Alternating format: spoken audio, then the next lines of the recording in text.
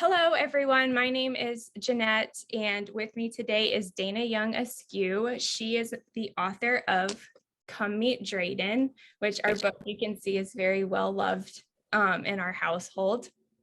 I have to thank her for this because this was due to her encouragement. We are doing this today. She has encouraged me to do some sort of author live speaking engagement on social media for a while now. And so she had to be my first author that I talked to. So yes, Dana wrote Come Meet Drayden. It's about her son and her other kids. They're all here on the cover. And so I'm just gonna ask her some questions. The whole point of this is just for two authors to kind of shoot it back and forth together, have a candid conversation. I haven't titled this series yet, so hopefully by the time you guys are watching this, I'll have a name for it. So Dana, thank you for being here. Thank you for having me. I'm excited to have this conversation. You are one of the people who inspired me to write my book up there. Who is someone who inspired you to write yours? I think I was really inspired by the 2020 COVID situation. The little backdrop on my story, I worked in corporate, was sent home like a lot of people when COVID first started and was working from home, had a lot more downtime than I was used to, started feeling anxious. And so I started going to therapy more, increased my therapy.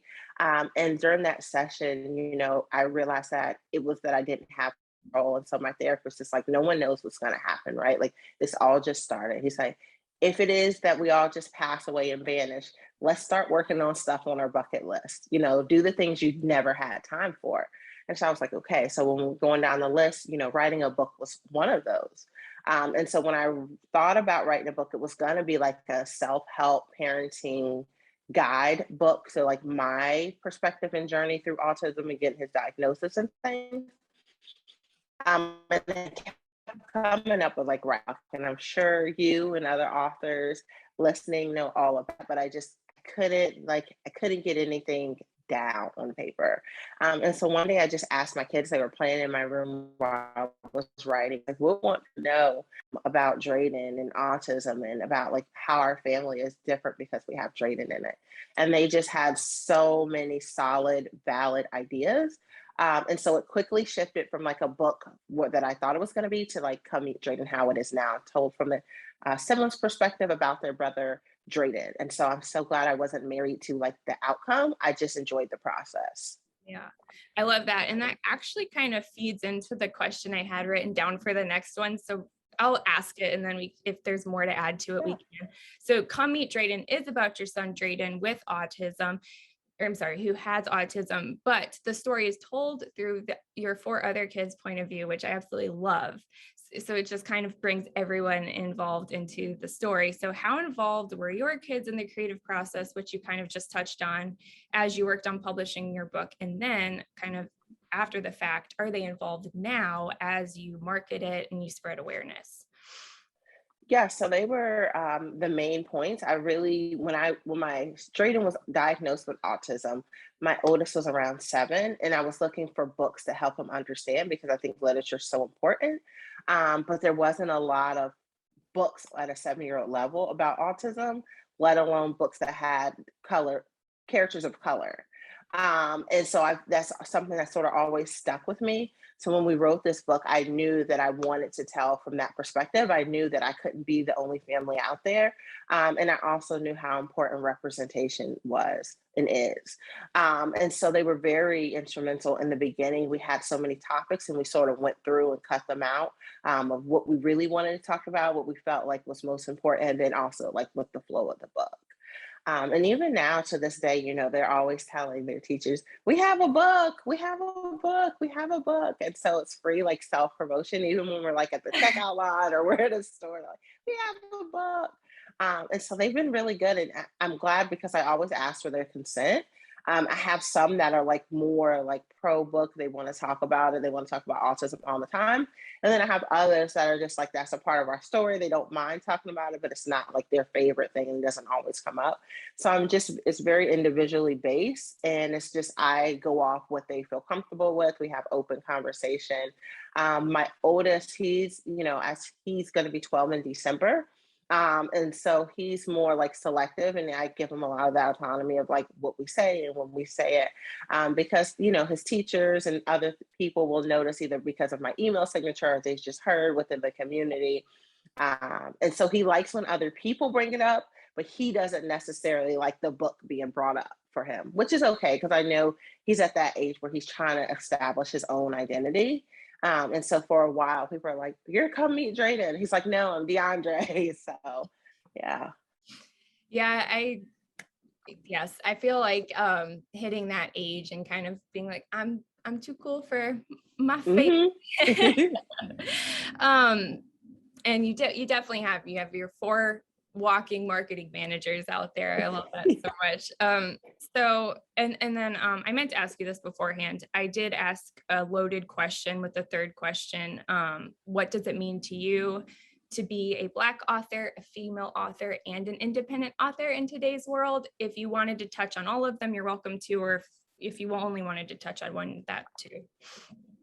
Yeah, I think that's such a good question. I think that all of them play a different role and a different aspect, but I'm so proud to hold all 3 of those titles, and also being like an inclusive children's book author is a whole different ball game as well. I think all those things are needed. I think that those hats help me write the book and help me, being a Black woman helps me become a better like independent, bookseller. I've learned to be firm and to voice my opinion and to be able to market myself. And so I think all those roles just play into each other. I get a lot of times like, you're doing so well with Come Meet Drayden, you're independent. How do you, have time to market, do lives, get paid to speak at colleges? And I think those roles and those other aspects and those hats and lives that I live just play into helping me become a stronger and a more vocal, independent author, because it's definitely not easy. Yeah, I think sometimes when you're not an author, you don't realize that being an independent author literally means you are a small business owner and you are running the show completely on your own. You don't have help with the publishing house, all of it is you. Yeah, And definitely. you do that beautifully, by the way. I Thank admire you. you're just such a go-getter. Every time I have the notifications on Clubhouse come up anytime you talk, and it's like every day Dana's on Clubhouse doing a talk, and I just love it so much. I really look up to you and all the marketing initiatives you take on. So Thank you. Yeah, I just learned. Go ahead, sorry. Oh no, I was just gonna say I've learned being independent is like you can't wait for opportunities to come to you. Like you sort of touched on, it's like you don't have a publisher or a manager or a brand person coming to you and like, hey, we have this engagement. It fires up that like go-getter personality. And it's like you have to make those connections. You have to be your brand. You have to put yourself out there. And it's like they need to see you believing in you. And so many opportunities have come from that. Like, hey, I'm just going to believe in my book. I don't care if someone's in the room and they have like the Scholastic emblem on their book or they're backed by 3 million people. It's like, I believe in my book. I know my story needs to be told. And people really, really feed off that. They're like, I don't know what she's doing or what she's selling, but I want to be with her. And just so many collabs, even the interview that I did with Sunny. And, she found me on Clubhouse and just messaged me one day and was like, I love what you're doing. I love your book. Can we chat? And even just universities reaching out. So I always encourage independent artists. It's like, be your own brand, market yourself. Don't feel like you're inundating people with your content and your book. Like that is what your page is for. You're in charge of selling yourself. So believe in your brand and sell. Yeah, that's such sage advice, not only for authors, just for small business owners, really, when you think about it. And my favorite question I had on my list that I've been dying to ask you, do you have any plans to write additional books? I get that a lot. I don't, not at this time. I'm pretty content with Yeah. where we are, but I never say never. So maybe if a different opportunity, I definitely have learned a lot. I do plan or have thought about the idea of maybe coming out and just the sequence of things or how it's written, just being independent, maybe wanting to change that. So like re-release Come Meet Drayden, right? Um, but I don't see myself right now writing another book. I think that this book still has a lot of work to do and a lot to talk about. And there'll always be like an audience for this. But that's not to say that I'm not interested in other pieces of literature. I've been talking to people about maybe doing a little feature in a column, like a parenting magazine, doing a column there. So literature is just important in general. So maybe not another children's book, but definitely something with literature. I love words and I love how it can connect people. Yeah, absolutely. And for those watching that don't know, Dana does also have your candles. How would you want me to describe that? Is that an additional business on top of your book, or is that coincided? Because it is Yes. autism. Yeah, so for the month of April last year and before that, I had two candles. One was awareness, one was titled acceptance. And it was really to celebrate and honor autism. A portion of those proceeds went to a local nonprofit who helps families with disabled children.